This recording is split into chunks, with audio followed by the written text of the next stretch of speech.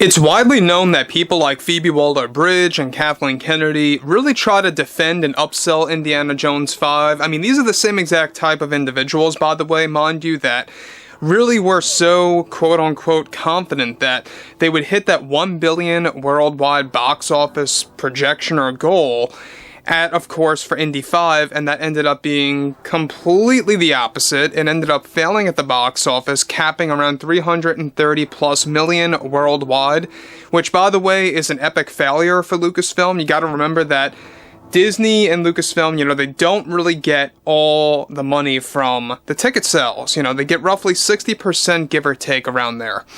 This is Mike Zero. Subscribe if you're new and like this video to see future updates. I'm also on Twitter at Mike01. I thank you all so very much for the great and kind support. And let's get right into what's going on with Phoebe Waller-Bridge, Kathleen Kennedy, and yes, even Disney. Now, we know that Waller-Bridge has been going through a lot of trouble at Disney. We know that the Disney board and Iger decided to drop her from several projects, which we did talk about.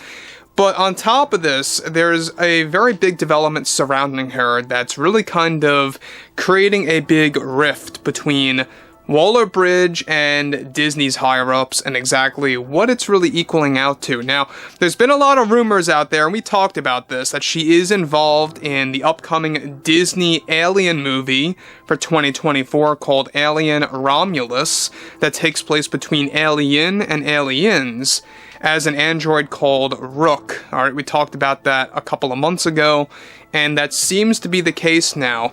And she has been let go from an Alien Romulus follow-up, but there's more to it than just that. Now, on top of this, with those like Kathleen Kennedy developing the Acolyte and Skeleton Crew that will disrespect George Lucas's vision of Star Wars, however, those like Phoebe Waller-Bridge have been endlessly upselling Indy 5 and defending this movie.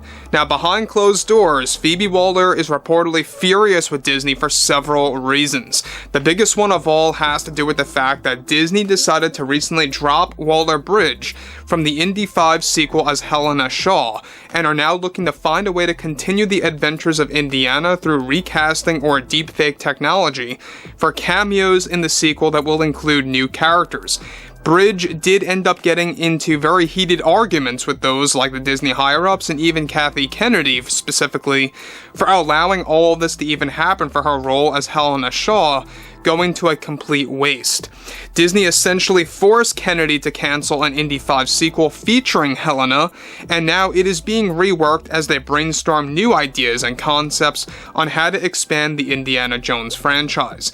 Phoebe is also growing many issues with Disney over the fact that they recently finalized plans to drop her from 7 Disney-related projects, including the Alien Romulus follow-up, aka the sequel, that is being worked on and will be announced during the first earnings call for 2024. Now, I want to stop here real quick before I get to the next big piece of this development, is that the fact that they dropped her from several projects is a very big deal.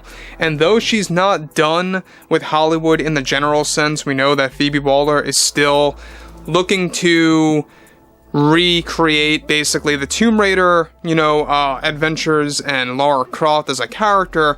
That's just the beginning. But we also know that there is now this ongoing drama between Phoebe Waller-Bridge and Kathleen Kennedy, who used to be really tight, very close to each other, because they were working on Indy 5 for multiple years, and how Phoebe really contributed to the story, to the script to an extent. She was telling James Mangold, the writer and director of the film, to do this, or that with the movie. And she did the same exact thing, by the way, with Bond 25, aka No Time to Die. In case you guys did not know that, she did contribute to that story element of the woman, the female character, holding that 007 moniker in the beginning of the film. That was all Phoebe's idea, and that's just one of her ideas. One of several, I must add. But what's interesting about this is that this is creating, once again, another example that people like this end up eating each other. People that are on this whole side of promoting these agendas and forcing this down the general public's throats, people like Phoebe and Kathleen Kennedy are now turning against each other. You have Kathleen Kennedy canceling out Helena Shaw and deleting all of the scenes that she worked on from never seeing the light of day on the Blu-ray or the Disney Plus version. We're going to get into that more so in a second.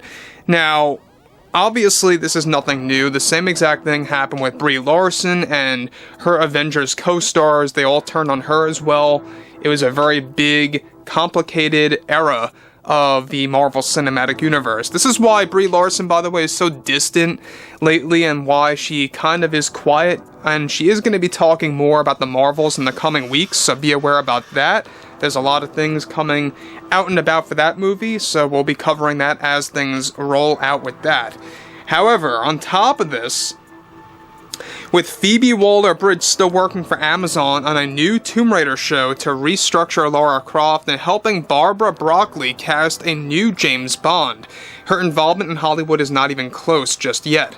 Now, she's also having major issues with Disney and Kennedy over the fact that the majority of Helena's deleted scenes will not be making it to Blu-ray or onto Disney Plus. There was reportedly over 30 extra minutes featuring Helena Shaw of deleted content that went unused by Kathleen Kennedy via Disney, which sparked the now ongoing grudge and drama between the two, which came to, of course, as a big surprise to many.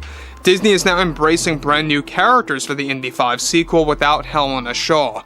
And guys, let me just add my 2 cents here real quick, is that, do we really need an Indy 5 sequel? Do we really need any other Indiana Jones stories? I mean, sure, it may be interesting if they want to perhaps explore Indiana Jones through recasting like they are brainstorming right now, or through de-aging technology or deepfake tech, but just understand that what they are doing right now is that they're only going to be using that as cameos. And the real idea for Lucasfilm and Disney is to bring in new characters to carry on the Indiana Jones franchise and to carry on that legacy. It makes no sense because the brand revolves around his name, so how are you going to make that work? You know, it's almost like they want to embrace something like Indiana Jones and Friends or something crazy like that. But I digress. The thing that really bothers me the most out of this is the fact that they're still latching on to working on Indy 5 sequels or a sequel and moving on from there. I say just call it a day. Just thinking about that makes me tired. I think that they just have to X out that. It's not going to happen. And I've really said this several times. It doesn't matter if something is in development. Development can mean anything ranging from they're brainstorming, they're pitching, they're conversing about their ideas and their concepts of what the movie's going to be like or the show. That can go on for years upon years upon years, and it could go nowhere, just like the remake of Big Trouble in Little China featuring Dwayne Johnson, aka The Rock. That's been in development for like well over 5 years now, and it's not moving or budging at all. Same exact thing in this scenario. So anyway, guys, I would really love to hear your take on why Phoebe is getting into a lot of argumentative conversations with Kathy and the Disney higher-ups. And if you guys did enjoy the content for today, make sure to drop a thumbs up on this video to support the channel, and I will catch you guys next time.